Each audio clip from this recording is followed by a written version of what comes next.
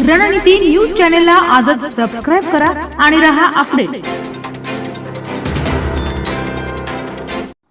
सांगली मिरज कुपवाड महापालिकेचे आयुक्त शुभम गुप्ता यांनी सोमवारी महापालिकेच्या सावली निवारा केंद्रास भेट देऊन येथील बेघरांशी संवाद साधला।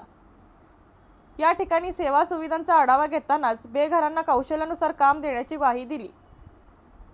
आयुक्तांसह अतिरिक्त आयुक्त चंद्रकांत खोसे यांनी केंद्रास भेट दिली। यावेळी निवारा केंद्रातील बेघर लोकांशी गुप्ता यांनी खाली जमिनीवर बसून संवाद साधला।